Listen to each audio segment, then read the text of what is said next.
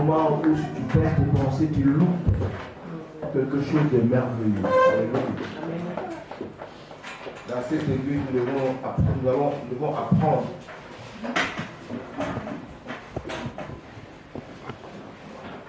à demeurer devant la présence du Seigneur. Nous devons apprendre à être réceptif à la parole de Dieu. Amen. Ce matin, j'étais en train de regarder Coragette TV. Quelqu'un connaît Coragette TV? Amen. Coragette TV, c'est notre chaîne à nous. C'est notre télé à nous. Alléluia. Nous avons un TV maintenant. J'étais en train de le suivre ce matin. J'ai vu l'attitude de l'église. L'église a un travail à se faire. Alléluia. Amen. Alléluia. Amen. On adore Dieu assis.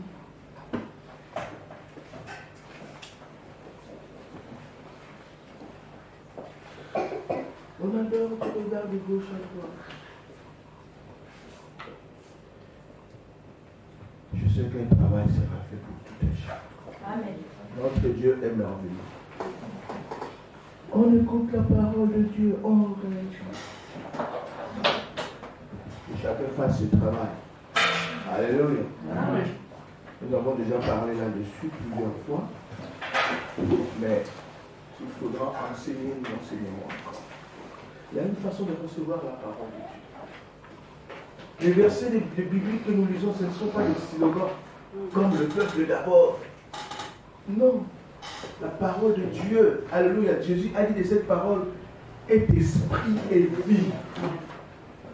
Bien-aimé dans le Seigneur, une femme ghanéenne, à cause d'un verset, a vu son mari qui était mort ressuscité. Parce qu'il avait saisi les rémas qui étaient dans ce verset. Alléluia. Amen. Quelque chose peut changer dans ta vie à cause d'un seul verset biblique. Ce n'est pas des slogans. Alléluia. Voilà pourquoi lorsque la parole est prêchée, lorsque nous sommes en train d'adorer, sois détente. Il se passe des choses. Parfois, on n'a pas besoin de t'imposer les mains pour que la situation change. Dans l'adoration, Dieu change des situations. Amen. Alléluia. Amen. Dans la réception de la parole de Dieu, Dieu délivre. La parole de Dieu dit, dans leur souffrance, Dieu n'avait pas envoyé autre chose. Il n'avait envoyé que ça. Mais lorsque cette parole est arrivée, le peuple a été guéri. Le peuple a été délivré. Alléluia. Amen. Voilà pourquoi demande une oreille ointe lorsque tu écoutes la parole. Alléluia. Ah, que Dieu soit loué. Quand je regarde l'heure et le message que j'ai apporté ce matin, mais le Saint-Esprit va nous aider. Amen. Alors nous allons prendre nos Bibles. Dans le livre de 2 Rois 4. Nos Bibles dans le livre de 2 Rois 4, que nous lirons à partir du verset 19.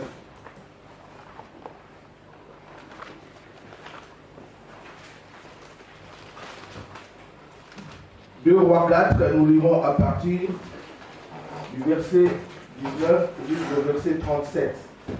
Oui, la parole dans le nom de Jésus. Amen. Amen.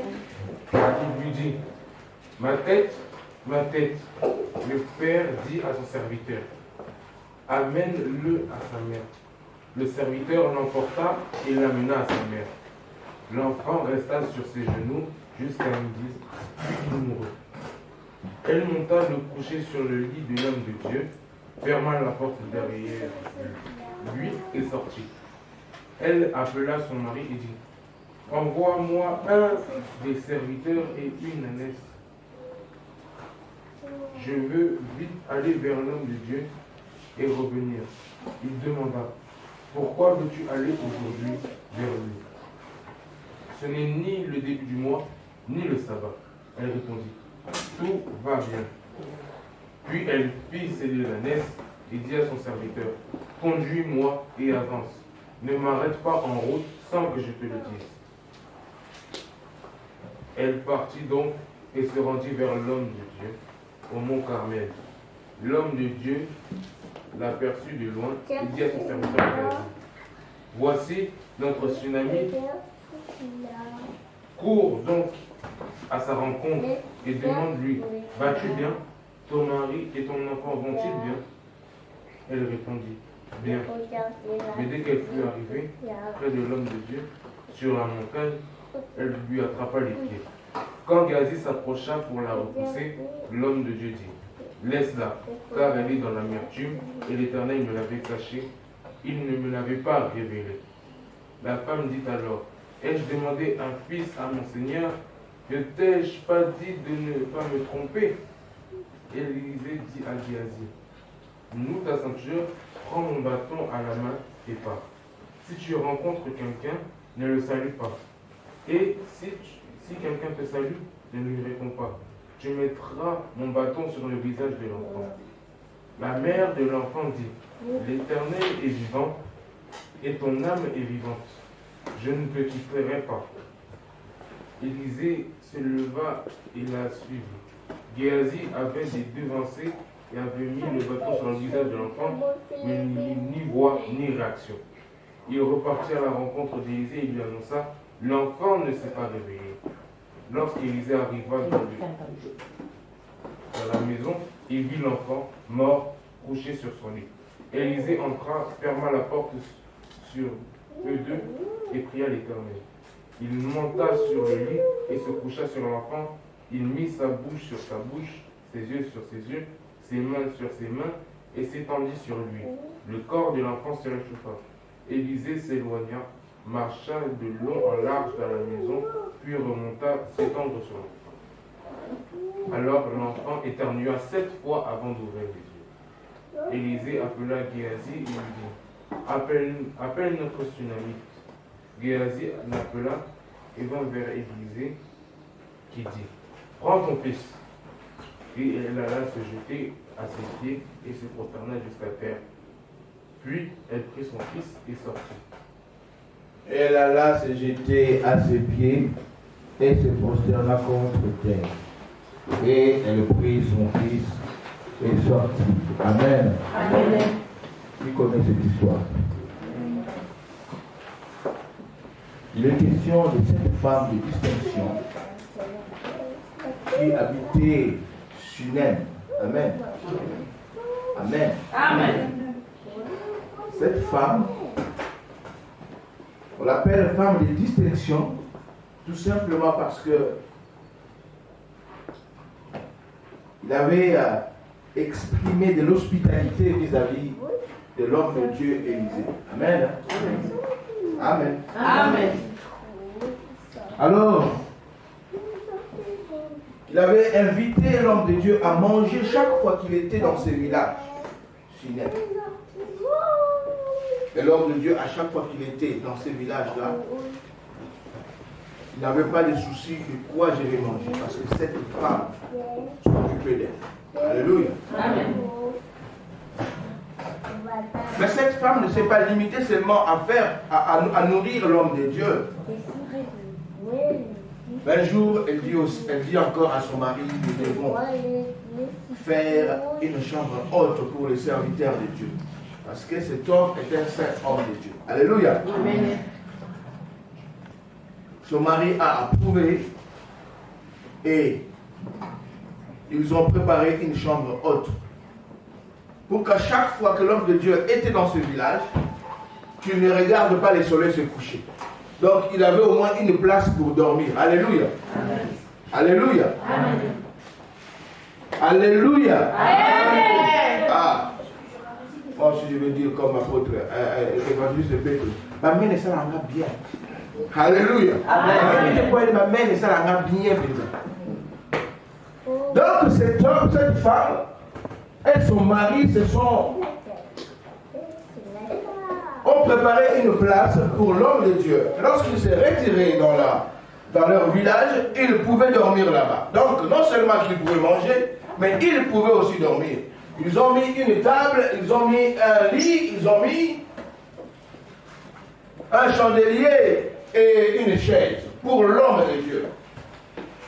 Alors tout cela a fait que l'homme de Dieu s'est senti redevable à cette femme qui l'empressait de manger, qui l'empressait de dormir, qui l'avait traité d'une manière considérable. Alléluia. Amen. Et il demanda à son serviteur Géasi, à son disciple, qu'est-ce que nous pouvons faire de cette femme? Géasi lui a dit, depuis que nous passons par ici, je n'ai jamais vu d'enfant. Alléluia. Amen.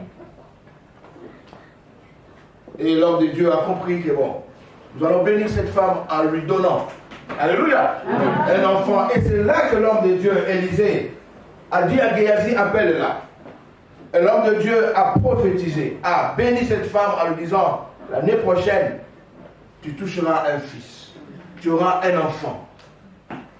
Cette femme qui ne s'attendait pas à une telle promesse, s'est dit, oh, l'homme de Dieu ne me ment pas, ne me trompe pas.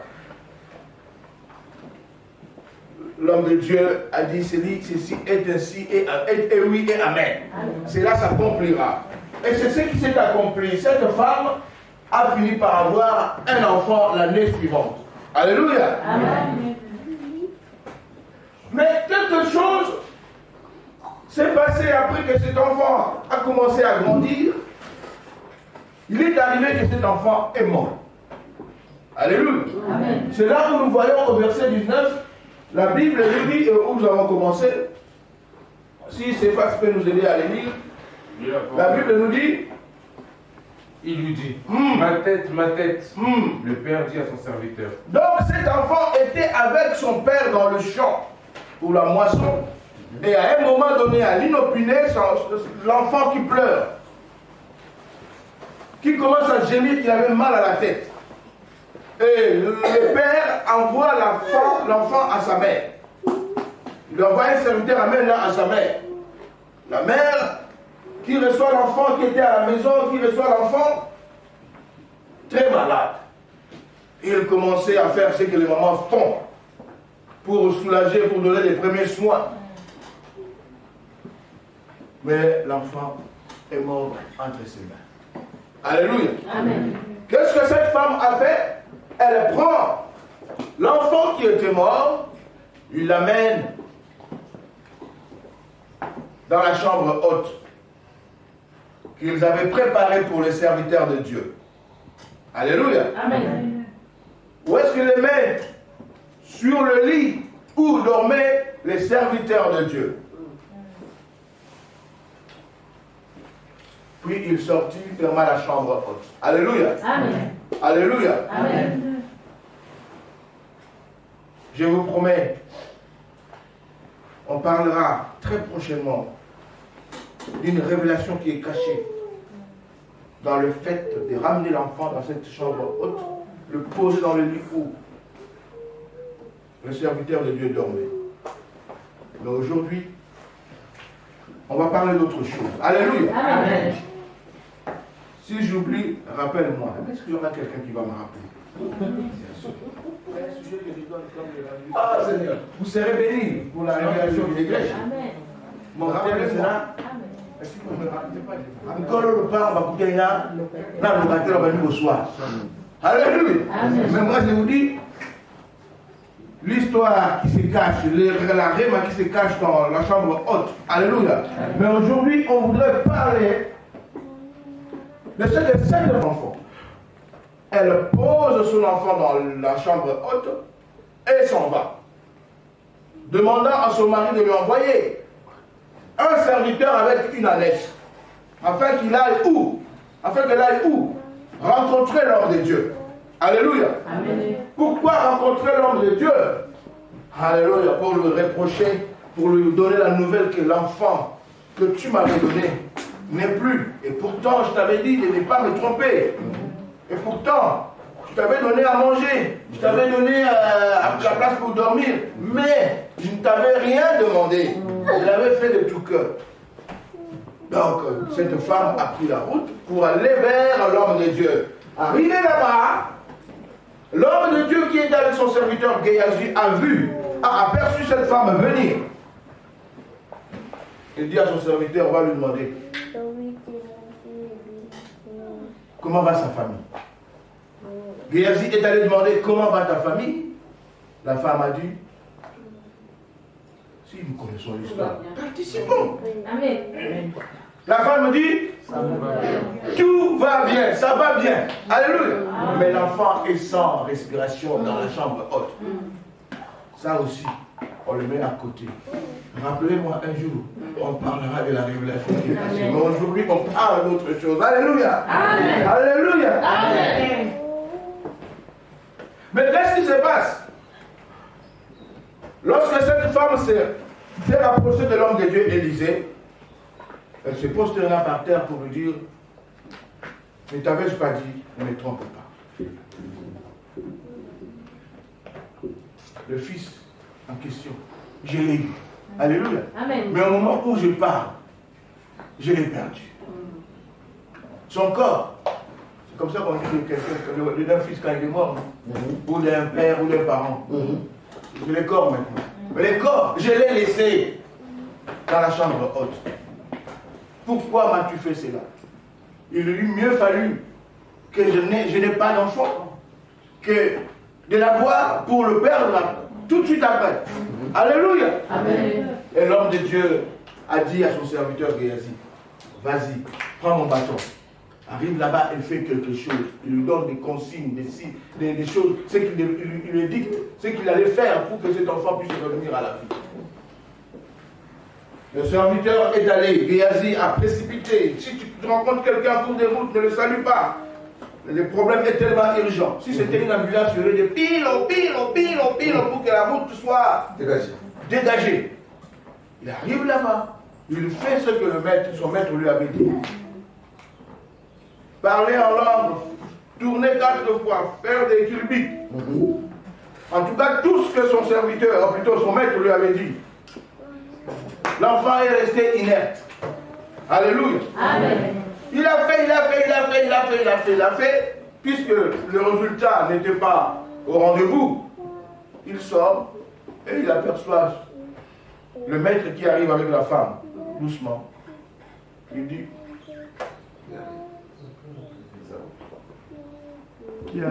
l'enfant reste mort. J'ai tout fait, tout ce que tu m'avais dit, mais aucun résultat. Alléluia. Amen. Alléluia. Amen. L'homme de Dieu, Élisée, est entré, ferma la porte de la chambre haute, là où il dormait, a vu l'enfant sur le lit, où lui il dort, lorsqu'il est à Sunem. Mais que se passe-t-il?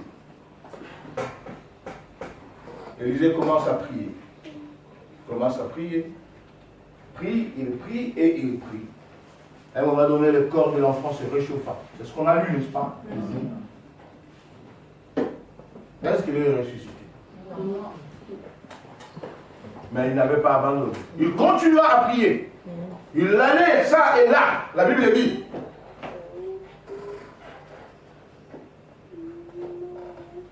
La prière était tellement intense qu'à un moment donné, l'enfant externua. Il tient.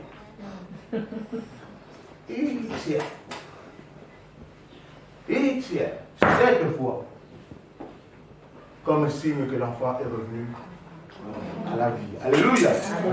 Alléluia. Amen. L'homme de Dieu a reçu de faire revenir celui qui était mort à la vie. Le message de ce matin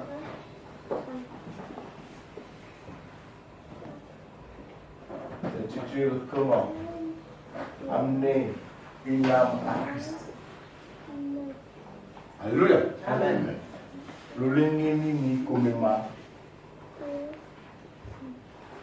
âme nankolo Yesu. Alléluia. Amen. Maintenant, pour le savoir, ce que ce message nous garde, nous préserve, il est question de savoir pourquoi le serviteur d'Élisée a échoué là où son maître vient de réussir. Alléluia. Amen. C'est un peu comme l'histoire de Jésus avec ses disciples. Lorsque ce papa-là avait ramené son fils lunatique pour que les disciples prient, les disciples priaient, ont fait tout ce qu'ils avaient fait. Rien ne s'était passé, mais Jésus, lorsqu'il est venu, ce parent-là est allé se moquer d'eux. Je leur ai ramené le fils qui est malade. Depuis qu'il prie, l'enfant est toujours pareil. Alléluia. Amen. Jésus les reprocha. Mais il leur avait au moins dit ce qui manquait. Alléluia. Amen. Donc, ici, dans ce cas aussi, c'est pareil. Élisée n'a pas reproché, comme Jésus l'avait fait. Mais c'est à nous de repérer. Qu'est-ce qui a fait la différence entre Géasi le disciple et Élisée le maître? Qu'est-ce qui a fait qu'Élisée soit capable de ramener à la vie cet enfant qui était mort et que Géasi, son serviteur, à qui on avait donné tous les consignes, tout ce qu'il devait faire, elle n'a pas réussi. Amen. Amen. Je venais de dire que ce message s'intitule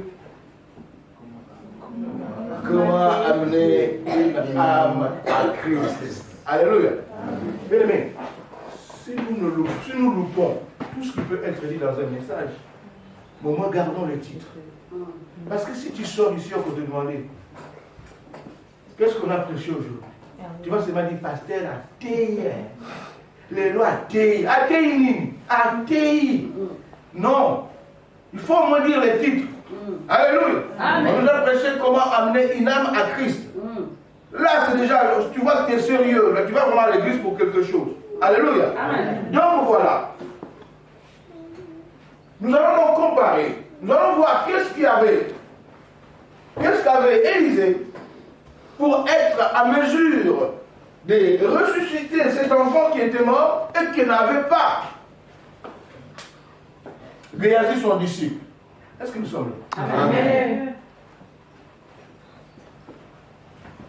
Et pour cela, nous allons parler de cette qualité qu'avait Élisée et qu'on ne pouvait pas retrouver dans son serviteur Géasi. Alléluia. Amen. Cette qualité. Nous avons besoin de cette qualité pour être en mesure de ramener une âme à la vie. Alléluia. Amen. Donc ramener à Christ est synonyme de ramener à la vie. Parce que Jésus a dit, je suis le chemin, la vérité et la vie. Alléluia. Vous savez, une âme qui ne connaît pas le Seigneur, qui n'est pas dans le Seigneur, est considérée comme un cadavre. Alléluia. Amen. Rappelons-nous Jésus, lorsqu'il avait fait appel à un disciple pour lui dire de le suivre, le disciple l'a dit, mais non, mais il faudrait d'abord que j'ensevelisse mon Père. Jésus lui a dit quoi? Laissez les morts enterrer quoi? Leur mort. Les premiers morts est au pluriel, c'est-à-dire tous ceux qui sont en train de pleurer aux côtés de ces morts-là. Puisqu'ils ne me connaissent pas. C'est des morts aussi. Alléluia. Amen. Et laissez-les enterrer leur cadavre. Alléluia. Amen. Donc, quelqu'un qui ne connaît pas Jésus est considéré comme un mort. Amen.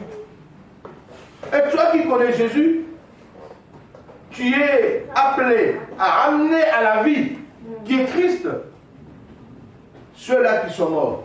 Est-ce que l'Esprit parle à quelqu'un? Amen. Alors, nous allons voir cette qualité qu'avait Élisée et que notre bien-aimé Géasi, son disciple, n'avait pas. Nous allons voir en premier lieu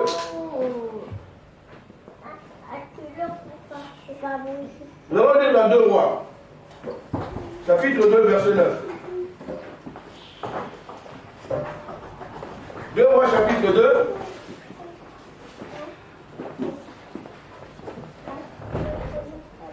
nous sommes en train de rechercher les qualités qu'avait Élisée pour être capable de faire revenir à la vie cet enfant, et que là où Géhazi avait échoué.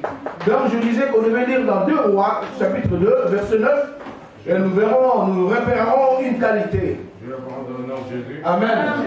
Une fois qu'ils eurent traversé, Élie dit à Élisée, dis-moi ce que tu veux que je fasse pour toi avant d'être enlevé loin de toi. Élisée répondit, qu'il y ait sur moi une double part de ton esprit. Une double part de ton esprit. Ici, Élisée, lui aussi était l'élève, le serviteur de son maître, Élie. Alléluia. Amen. Lui, à son tour, il a eu pour serviteur Géhazi.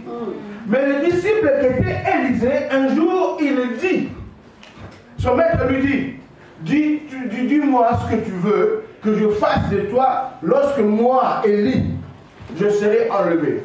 Ne comprenons pas, Élisée et Élie. Là, dans l'histoire que nous avons lue, il était question d'Élisée comme maître et Géhazi comme disciple. Là, maintenant, dans ce que nous avons lu, Géhazi comme disciple. Et là, nous sommes arrivés où Élisée est lui disciple et son maître c'est Élie. Alléluia. Amen. Son maître Élie lui demanda un jour, dis-moi ce que tu veux que je te fasse avant que je sois enlevé. Et quelle a été la demande de notre bien-aimé Élisée, disciple d'Élie? Il a demandé la double portion de son esprit, l'onction, la puissance. Alléluia. Amen. Voilà une qualité qu'avait Élisée plutôt. C'est-à-dire Élisée était puissant, Élisée était plein d'onction, mais Élisée lui a demandé, je veux ça en double. C'est comme un enfant qui demande à son papa, dis-moi ce que tu veux que je te donne. Son papa dit, je veux être 2 fois plus un meilleur mari que toi. Alléluia. Alléluia. Amen. Et c'est ce qui arrive, le papa qui battait, celui-là qui revient après ne bat pas ses enfants. Alléluia. Parce qu'il avait demandé d'être 8 fois meilleur. Alléluia. Donc, Élisée avait quoi? Avait l'esprit de Dieu, avait l'onction, avait la double portion de la puissance de Dieu. Donc, pour repérer en comparant les 2 disciples, parce que Élisée, les 2 disciples, c'est Élisée et Géhazi. Hein? Donc Élisée avait l'esprit de Dieu. Nous l'avons repéré avec vous, ensemble. Si tu veux être capable de ramener une âme à Christ, toi qui te donnes cette peine, ce travail que Jésus nous a recommandé, tu dois avoir l'esprit de Dieu. Alléluia. Amen. Tu dois avoir l'esprit de Dieu, tu dois être rempli du Saint-Esprit. Voilà pourquoi nous devons tout le temps prier que le Seigneur nous remplisse, nous donne cette onction, qui nous donne cette capacité. Alléluia. Tu parleras peu et la personne est déjà convaincue. Amen. Que non. Maman, arrête de parler contre. Tu me verras demain. Alléluia. Amen. Je vais venir connaître ton Dieu là. Alléluia. Amen. Je suis bouddhiste, mais je viendrai. Alléluia. Amen. Alléluia. Amen. Être rempli de l'Esprit de Dieu. C'est cette qualité qu'avait notre bien-aimé Élisée. Que si tu seras là le jour où je vais, mais il y en a 16. Je te laisserai cette double portion. Élisée était plein d'onction. Et le jour où Élisée était monté, Élie plutôt était enlevé en montant vers le ciel. Élisée était là. Depuis ce jour-là, Élisée s'était encore accroché beaucoup plus à son maître. Alléluia. Tu veux avoir l'esprit de Dieu? Amen. Il faut être accroché à ton maître. C'est qui ton maître? Jésus, c'est celui qui a dit, sans moi, vous ne pouvez rien faire. Mais avec moi, vous ferez des exploits. Pourquoi nous ne faisons pas des exploits? Nous sommes appelés à faire des exploits. Voilà pourquoi notre bien-aimé Élisée, devant cette circonstance, devant cette situation, il était appelé à faire des exploits et il a réussi à ressusciter cet enfant qui était mort. L'une des qualités, c'est parce qu'il était rempli de l'Esprit de Dieu. Alléluia. Alléluia. Amen. Est-ce que quelqu'un peut acclamer pour la parole? À la maison, nous lirons aussi Luc 11, verset 13 et Jean 16, verset 8. Il y a vraiment beaucoup de choses à dire que je pourrais développer aussi par rapport à ces versets, mais on n'a pas vraiment assez de temps. Lisons ça à la maison, l'Esprit de Dieu nous ouvrira encore à comprendre beaucoup de choses. Alléluia. Deuxième qualité qu'avait Élisée. Nous allons le repérer dans 2 Rois 4, au verset 9.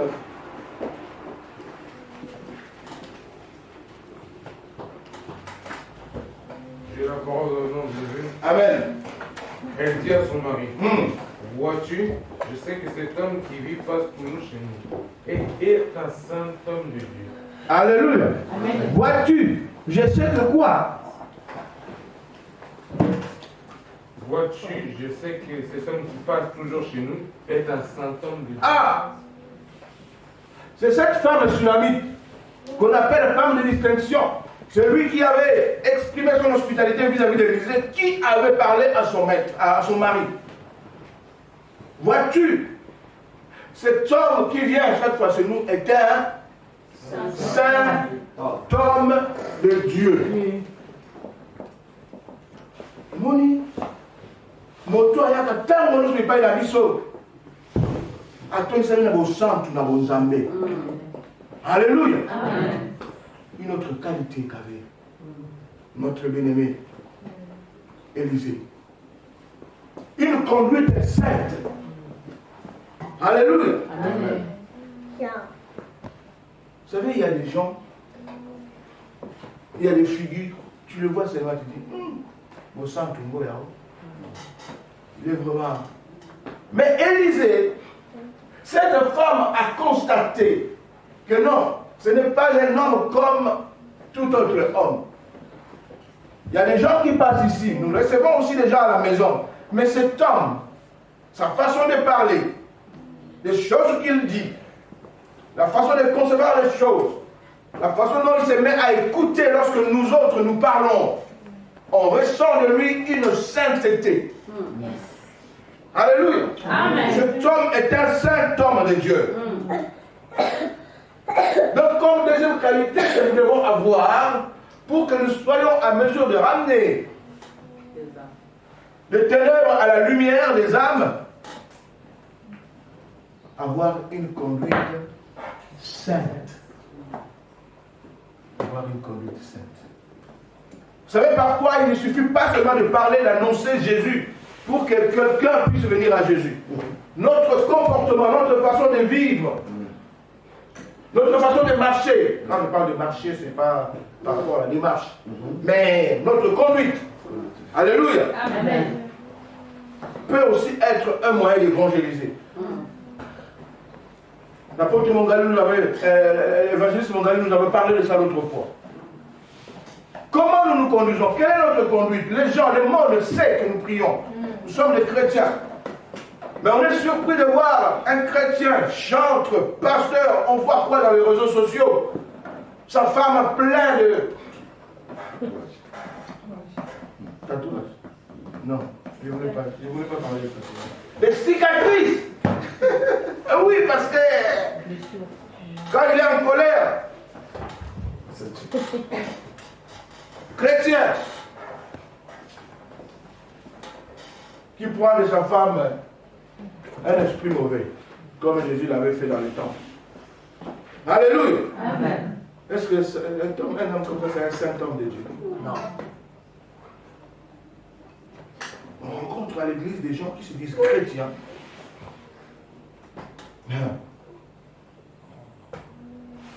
Qui font des choses abominables à leurs femmes, à leurs enfants. Alors s'ils le font déjà à la famille, à combien? Une forte raison aux gens qui sont en dehors de leur famille. Alléluia. Amen. Mais ils sont chrétiens, membres de l'église. Une telle conduite ne peut pas faire revenir à Dieu les âmes qui sont encore dans les ténèbres. Alléluia. Amen. C'est pour cela que nous devons faire un travail en nous-mêmes. Si j'ai l'habitude d'appliquer le colportage, donc je dois abandonner cela. Ou que j'ai toujours eu l'habitude de faire. Je dois faire un travail sur moi-même, afin que ma conduite, parce que je suis chrétien, je porte le nom du Christ, afin que ma conduite soit digne d'un enfant de Dieu. Rien que cette conduite-là peut ramener des âmes au Seigneur. Des fois, les âmes fuient des églises à cause du comportement des membres de l'église qu'ils ont trouvé sur place. Alléluia. Amen. Tu pourras entendre quelqu'un te dire, je suis resté à cette église parce que j'ai constaté qu'il y avait de l'amour. Yes. Et cet amour a fait que je reste. Je ne bougerai pas de là. Mais on pourrait aussi entendre des chrétiens qui se disent, non, je n'irai plus là-bas. Parce que cette église-là, songi. Alléluia. Cette église-là, ils veulent se mêler des affaires des gens. Non, si nous sommes de ceux-là qui nous comportons, qui avons une conduite qui n'est pas sainte, nous devons faire un travail sur nous. Parce que notre conduite est un moyen d'évangélisation. Est un instrument de l'évangélisation. Alléluia. Amen. Alléluia. Amen. Donc, cette qualité, Élisée l'a vue. Il avait une conduite sainte. Cette femme l'a vue. Cet homme-là était un saint homme de Dieu. Est-ce qu'on pourra dire de toi, cette femme-là a une conduite sainte, est une femme sainte. Alléluia. Amen. Est-ce qu'on pourra dire de toi, ces frères-là que tu vois? Je n'ai jamais vu de frère comme ça. Je n'ai jamais vu de monsieur comme ça. Son honnêteté me dit que c'est un saint homme de Dieu. Et la personne qui constate cela de toi, à tout moment, à n'importe quel sujet, des conversations, lorsque tu ouvres ta bouche pour parler, dis, je vais écouter ce qui sortira de la bouche de cette femme. Je vais écouter ce qui sortira de la bouche de cet homme. Parce que ce que je vois de lui me fait comprendre que celui-ci est une femme sainte. Ne portons pas le nom des saints, puisque l'Église, nous sommes saints. Ne portons pas ça gratuitement. Nous devons prouver. Nous devons justifier cette appellation des saints. Est-ce que l'Esprit parle à quelqu'un? Amen. Avoir une conduite sainte. Et troisième,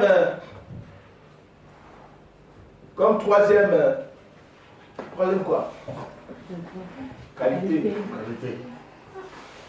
Comme troisième qualité, nous allons lire dans 2 Rois, au chapitre 4, notre texte, au verset 27, c'est pas nous lire ça, s'il te plaît. J'ai la parole dans le nom de Jésus.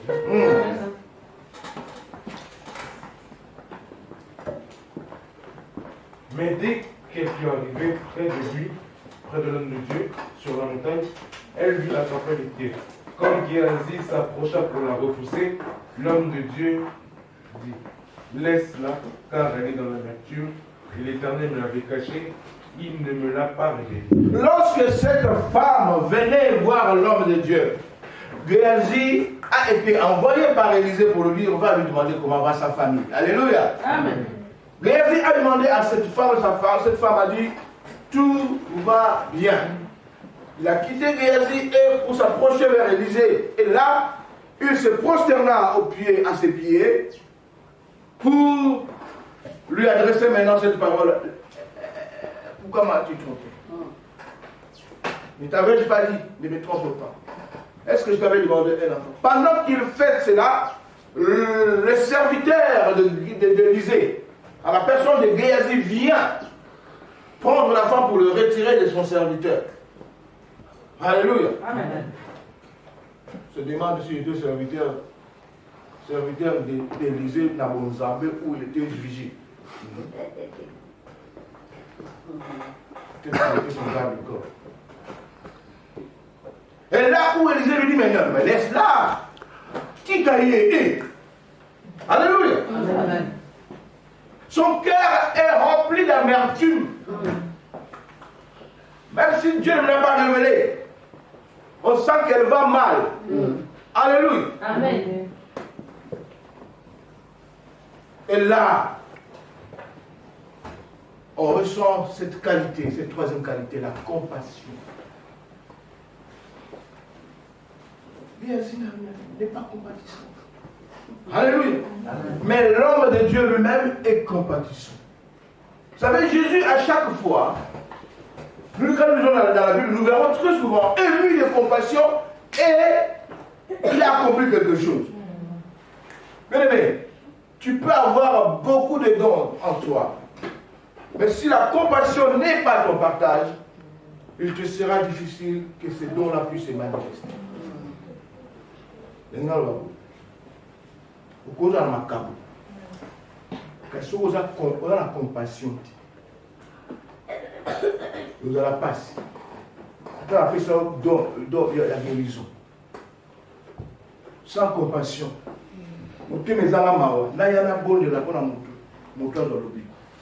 Ça sera difficile.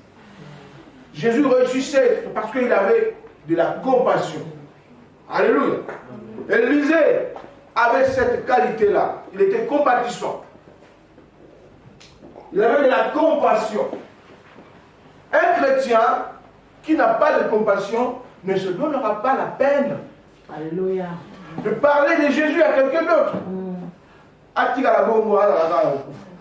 Alléluia. Amen. Mais si tu as de la compassion, tu diras, oh, moi je suis sauvé. Il faudrait que mon frère aussi soit sauvé. C'est là où je vais nous parler de Jésus. Frère, si tu continues ta vie comme ça, tu finiras à l'enfer. Viens, Jésus est un sauveur. Moi, que tu vois, Jésus m'a sauvé. Il a fait ceci, cela dans ma vie. Mais si tu n'as pas de compassion, tu ne pourras pas le faire. Tu resteras là tout le temps à ne voir que toi. Moi, je suis sauvé et basta.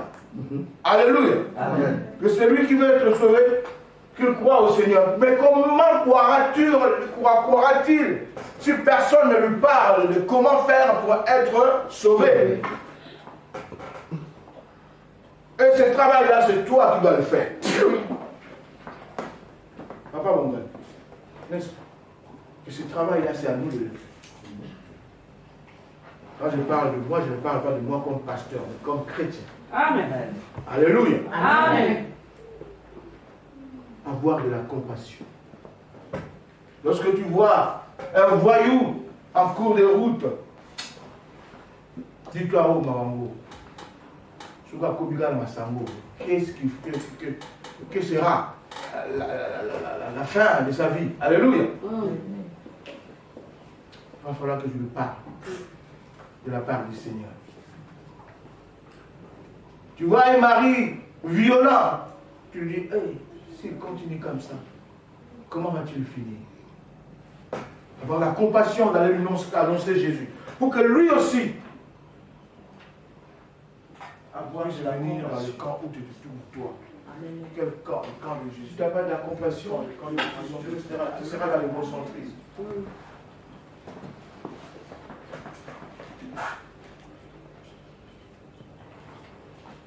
Ce n'est pas possible que nous restons tout un mois sans annoncer Jésus à quelqu'un. Amen. Nous ne savons pas prendre la souffrance des autres. Quelqu'un qui n'a pas Jésus est dans la souffrance. Comprenez la souffrance dont je parle. Qui finira par être une souffrance éternelle. Lorsque nous sommes compatissants, lorsque nous avons de la compassion, cela va nous inciter. Cela va nous donner du courage, la volonté d'aller vers les autres pour leur parler de Jésus. Alléluia. Amen. Combien de personnes nous croisons dans nos vies? Combien de personnes à qui nous disons bonjour? Qui ont donné l'exercice d'annoncer Jésus à toute personne à qui tu tendras la main pour lui dire bonjour. Un bon travail commencera à ce moment-là. Nous rencontrons des personnes au travail. Nous rencontrons les personnes dans nos familles. Nous rencontrons les personnes dans nos maisons. Mais lorsque nous recevons quelqu'un, chez nous, qu'est-ce que nous faisons? Oui, on ne doit pas parler de Dieu tout le temps, lui aussi, non. Il est trop spirituel. Oui, on peut parler de tout et de rien. Alléluia. Amen. Mais il y aura toujours une porte qui va s'ouvrir pour que je puisse présenter Jésus.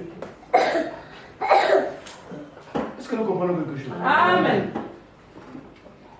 Dans toute conversation qui dépasse 20 minutes, il y a toujours une porte qui s'ouvre pour que tu puisses glisser l'évangile. Pour que tu puisses glisser, ne serait-ce qu'un Jésus t'aime. Observe toutes les conversations que tu as, que ce soit au téléphone, que ce soit sur Facebook, dans les discussions écrites, tu peux toujours glisser de l'évangile. Mais il nous manque la compassion. Sans la compassion, nous ne pourrons pas le faire. Alléluia. Élisée avait de la compassion. Voilà pourquoi il dit à Élisée, il a dit à Géasi, laisse-la. Elle est dans l'amertume. Ne la tourmente pas, laisse-la. Elle a besoin de réconfort. Alléluia. Amen. Comme quatrième. Comme quatrième qualité. Yoran 4, verset 33. Donc, on va aller dans notre texte, au verset 33. J'ai la parole dans le nom de Jésus. Amen. Élisée entra, ferma la porte sur eux deux et pria à l'Éternel. Alléluia. Amen. Élisée a fait quoi? Il entra. Il ferma la porte et intercéda pour la personne qui était morte. Alléluia. Amen. Alléluia. Amen. Nous devons être des intercesseurs pleins de foi. Nous le faisons quand nous venons les mardis, lorsque nous prions pour ceux-là qui sont découragés, pour ceux-là qui sont en train d'abandonner la foi, pour ceux-là qui sont incrédules. Ah oui, c'est une qualité. Être intercesseur pour les autres par rapport au fait qu'ils se retrouvent encore de l'autre côté, du côté du ténèbre, des ténèbres. C'est au travers de notre intercession, c'est-à-dire de notre prière au sujet d'eux. Mais tu sais, si nous sommes parvenus nous aussi à quitter les corps du ténèbre pour venir, il y a certainement de gens qui avaient prié pour nous. Amen. Peut-être qu'ils se trouvaient aux États-Unis. Tu ne le verras jamais dans ta vie sur terre. Mais il y a du monde, il y a des gens qui intercèdent. Ou qui ont intercédé pour que moi et toi aujourd'hui puissions avoir la compréhension de recevoir Jésus. Est-ce que l'Esprit parle? Amen. Amen. Le message de ce matin est un message qui nous engage à nous mettre au travail. Alors, lorsque nous faisons appel à l'église, à la fin du culte, nous allons faire appel. Et nous allons annoncer. Mardi, il y a culte, la réunion d'intercession. L'église va écouter. Mais l'église ne va pas venir. Alléluia. Amen. C'est pour cela qu'il sera difficile pour l'église de ramener les âmes à Christ. Parce que nous avons aussi besoin de cette intercession. Être un intercesseur, une intercesseuse plein de foi. Alléluia. Amen. Élisée entra. Il voit les cadavres sans vie, qui ne respirent pas, qui est tendu, raide. Tu bouges comme ça, tu ne peux pas mettre ça même, tu ne peux pas le bouger. Mais qu'est-ce qu'il fait? La Bible dit, il ferma la porte et il pria. Alléluia. Et nous connaissons les résultats. Il a prié, je ne sais pas combien d'heures cela a pris. Mais je ne crois pas que c'était 15 minutes. Il a prié, jusqu'à ce que cet enfant était revenu à la vie. Qu'il est sorti de cette chambre. Où est ce chrétien-là qui prie pour les païens? Alléluia. Amen. Où sommes-nous? Dans ta prière, si tu commences moi, tu finis moi. Même les anges te donnent le nom de moi. Lorsque Dieu demande, c'est qui fait le bruit là-bas? C'est moi. Les moi dorment là. Il a l'église dorme. Alléluia. Jamais tu ne penses aux autres. Jamais tu ne penses aux païens. Il y a même des chrétiens qui, lorsqu'ils ont crié au Seigneur, eux, dans leur agenda, tous les noms de païens. Nous ne sommes pas appelés à ça. Alléluia. Amen. De même que toi, tu étais chrétien, que tu étais païen et que tu es devenu chrétien, de la même aussi. Toi, tu l'appelles païen, mais Dieu l'appelle son fils. Ma fille, parce qu'il connaît son avenir. Amen. Alléluia. Amen. Alléluia. Amen. Ce que nous appelons païens. Lorsque nous étions encore païens, Jésus nous appelait, Jésus nous voyait déjà chrétiens. Sinon, il n'allait pas donner sa vie. Mais maintenant, c'est à nous de travailler. C'est à qui de travailler? C'est au pasteur.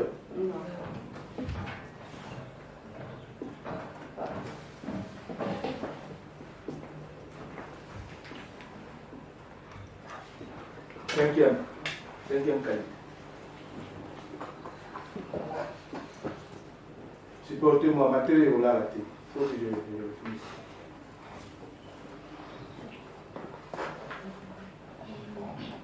Verset 34. Lis la parole dans le nom de Jésus. Amen. Il monta sur le lit et se coucha sur l'enfant. Il mit sa bouche sur ses mains sur ses mains. Donc il a établi les contacts avec les cadavres. Alléluia. Amen. Amen. Amen. Ok. Donc il établit le contact avec le cadavre.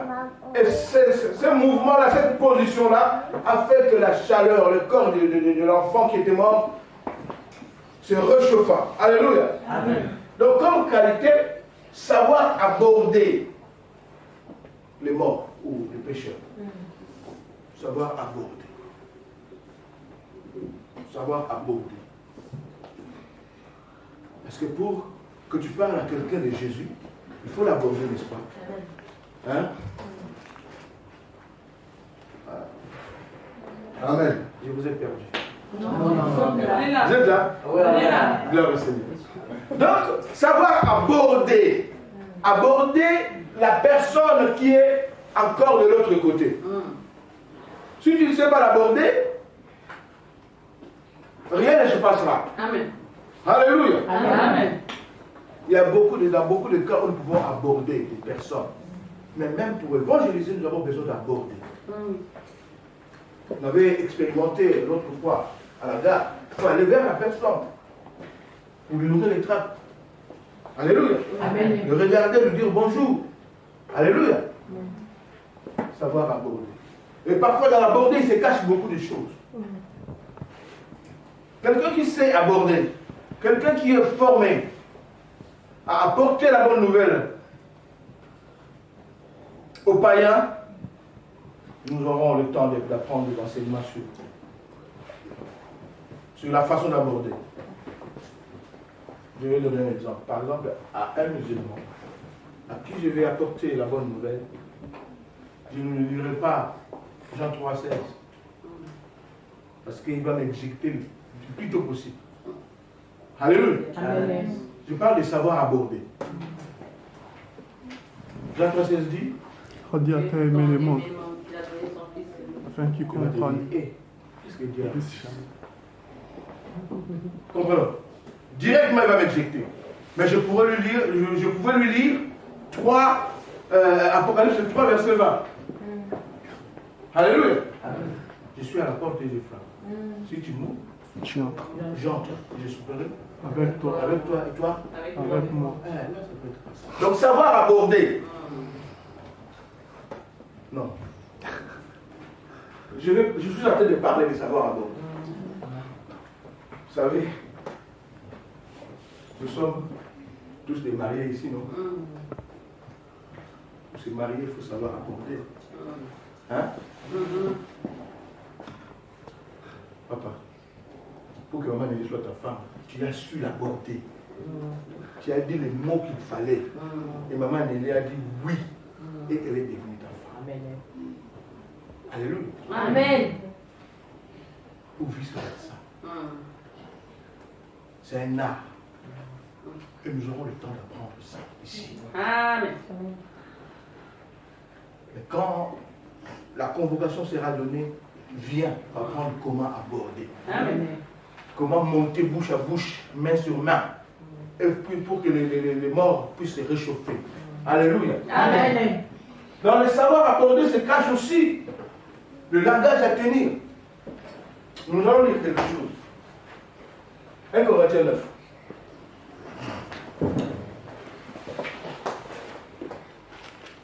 Un Corinthiens 9, verset 19 à 23.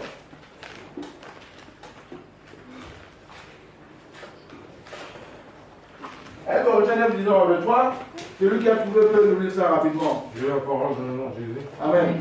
En effet, bien que libre vis-à-vis de tous, je me suis fait esclave de tous afin de gagner. C'est Paul qui est en train de parler ici. Oui. Avec les Juifs, j'étais comme un Juif. Avec les Juifs, j'étais comme un Juif. Afin de gagner les Juifs. Afin de gagner les Juifs. Avec ceux qui sont sous la loi de Moïse, comme si j'étais sous la loi. Ah. Bien que n'étant pas moi-même sous la loi. Amen. Afin de gagner ceux qui sont sous la loi. Ah. Avec ceux qui sont dans la loi, comme si j'étais dans la loi. Bien que je ne sois pas sans la loi de Dieu. Puisque je me conforme à la loi de Christ, afin de gagner ceux qui sont sans la loi. Qu'est-ce que nous avons compris? Amen. Bien dans le Seigneur.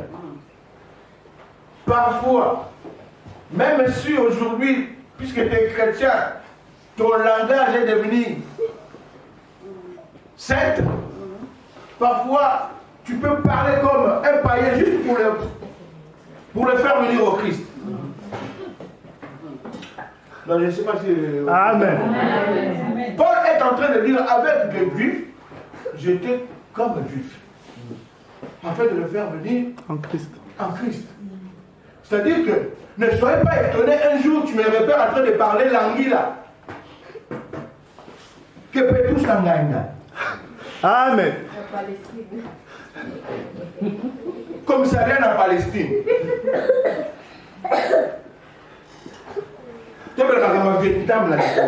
Amen. Alléluia. Amen.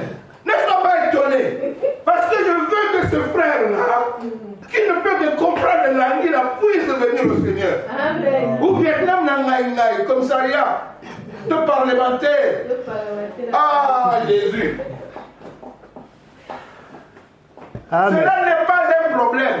Amen. Avec les Juifs, j'étais comme un Juif. Amen. Avec les Grecs, comme un Grec. Mon objectif à moi, c'est que cette personne-là puisse venir au Seigneur. Amen. Si je peux avec le langage, ça passe par commissariat. Il comprend directement. Amen. Et tous nous avons commissariat. Et un jour, j'étais parti là. Je suis allé à Clichy. J'ai rencontré des jeunes. J'ai un ami. Et j'étais là, l'anguilla est là, qui l'a dit. Hey. Mon ami là m'a présenté pasteur. J'ai jeté quelques l'anguilla là aussi. Pasteur. Pasteur, cool. Ah, pasteur. Ça il dit ce que d'autre. Vous voyez? Alléluia. Papa, j'ai été dit vrai. On ira là-bas, on va parler l'anguilla là-bas. On va parler de la parole de Dieu en l'anguilla. Lorsqu'ils vont venir, allez, ils n'ont pas carte. Alléluia. Savoir aborder.